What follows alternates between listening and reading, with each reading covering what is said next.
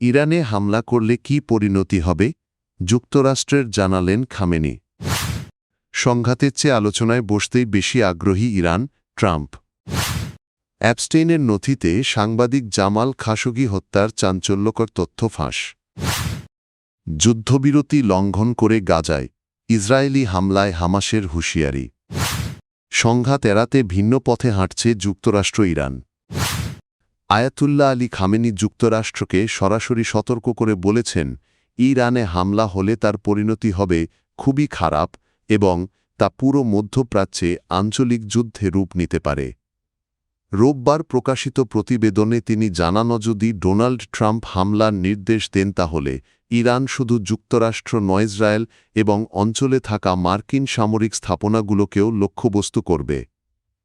Khamenei আরও বলেন, যুদ্ধজাহাজ পাঠানো বা সামরিক শক্তি প্রদর্শনে ইরান ভীত নয়।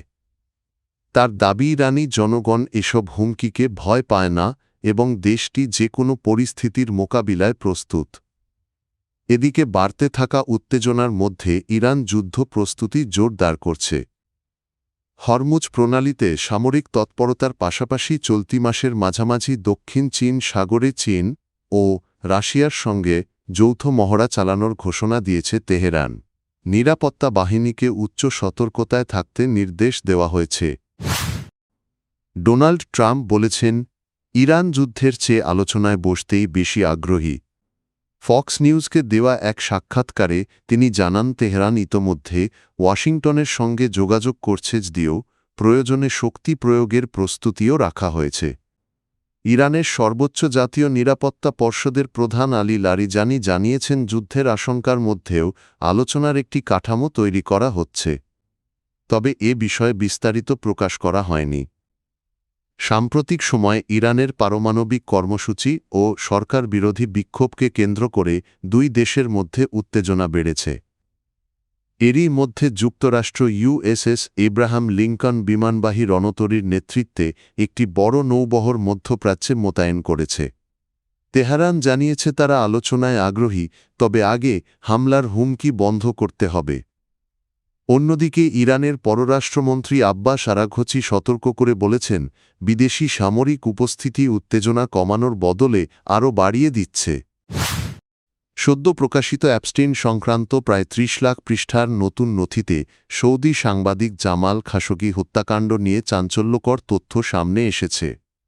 প্রতিবেদন অনুযায়ী ২০১৮ সালে তুরস্কের ইস্তাম্বুলে খাশোগির নিহত হওয়ার কয়েকদিনের মধ্যেই কুখ্যাত যৌন অপরাধী জেফ্রি অ্যাপস্টেইন আনাস আল রশিদ নামের এক ব্যক্তির সঙ্গে ঘটনা নিয়ে একাধিক বার্তা আদান প্রদান করেন।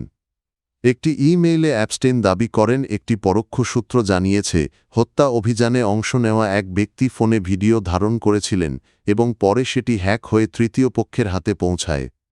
জবাবে আল রশিদ ঘটনাটিকে বিভৎস বলে মন্তব্য করেন। অ্যাপস্টেইন আরও ইঙ্গিত দেন, হত্যাকাণ্ডের পেছনে বড় কোনো রাজনৈতিক চাল থাকতে পারে। তিনি ধারণা করেন, সংযুক্ত আরব আমিরাতের প্রেসিডেন্ট মোহাম্মদ বিন জায়েদ আল নাহিয়ান হয়তো সৌদি যুবরাজ মোহাম্মদ বিন সালমানকে বিপাকে ফেলতে ভূমিকা রেখেছেন, যদিও এ বিষয়ে কোনো প্রমাণ প্রকাশ করা হয়নি।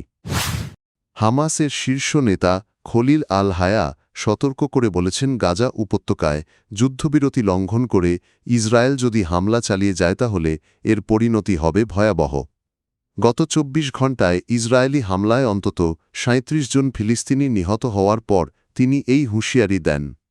আল হায়া জানান, হামাস যুদ্ধবিরতির প্রতি প্রতিশ্রুতিবদ্ধ এবং মধ্যস্থতাকারী দেশগুলো ইসরায়েলকে চুক্তি মানতে বাধ্য করবে বলে তারা আশা করছেন। দক্ষিণ গাজার রাফাহা এলাকায় টানেলে আটকে পড়া ফিলিস্তিনিদের সমস্যার সমাধান না হওয়ার জন্য ইসরায়েলকে দায়ী করেছে হামাস। তাদের অভিযোগ, মধ্যস্থতার চেষ্টা চললেও আটকে পড়াদের নিরাপদে সরে যাওয়ার সুযোগ দেওয়া হয়নি। এদিকে মার্কিন প্রেসিডেন্ট ডোনাল্ড ট্রাম্প আগেই তার প্রস্তাবিত যুদ্ধবিরতি পরিকল্পনার দ্বিতীয় ধাপ শুরু হওয়ার কথা জানিয়েছিলেন। তবে বাস্তবে গাজা যুদ্ধবিরতির বেশ কয়েকটি গুরুত্বপূর্ণ বিষয় এখনও অমীমাংসিত রয়ে গেছে। যুক্তরাষ্ট্র ও ইরান উত্তেজনা বাড়লেও সামরিক সংঘাত এড়াতে আলোচনার পথে এগোনোর ইঙ্গিত দিয়েছে। উভয় দেশই জানিয়েছে সমঝোতায় পৌঁছাতে পারস্পরিক যোগাযোগ শুরু হয়েছে। মার্কিন প্রেসিডেন্ট ডোনাল্ড ট্রাম্প বলেন, ইরান গুরুত্বপূর্ণভাবে ওয়াশিংটনের সঙ্গে আলোচনা করছে। তার মতে একটি সম্ভাব্য চুক্তিতে ইরানকে পারমাণবিক অস্ত্র থেকে সরে আসতে হবে। যদিও তেহরান এতে রাজি হবে কি না তা এখনও অনিশ্চিত। তিনি আরও জানান, ইউএসএস এব্রাহাম লিঙ্কনের নেতৃত্বে একটি শক্তিশালী মার্কিন নৌবহর ওই অঞ্চলের দিকে অগ্রসর হচ্ছে, তবে আলোচনার মাধ্যমেই গ্রহণযোগ্য সমাধান সম্ভব বলে তিনি আশাবাদী। অন্যদিকে ইরানের সুপ্রিম ন্যাশনাল সিকিউরিটি কাউন্সিলের প্রধান আলী লারিজানি জানিয়েছেন, মিডিয়ায় যুদ্ধের পরিবেশ তৈরি হলেও আলোচনার একটি কাঠামো তৈরির কাজ এগোচ্ছে, তবে বিস্তারিত প্রকাশ করা হয়নি। সাম্প্রতিক বিক্ষোভ দমন ও পারমাণবিক কর্মসূচি নিয়ে দুই দেশের মধ্যে উত্তেজনা বাড়ছে। এর মধ্যেই মার্কিন সেন্ট্রাল কমান্ড ইরানের ইসলামিক রেভলিউশনারি গার্ড কর্পসকে হরমুজ প্রণালীতে নৌ-মহড়া ঘিরে সতর্ক করেছে। জবাবে ইরানের পররাষ্ট্রমন্ত্রী আব্বাস আরাঘচি বলেন, বিদেশি সামরিক উপস্থিতি উত্তেজনা কমানোর বদলে বাড়িয়ে দিচ্ছে।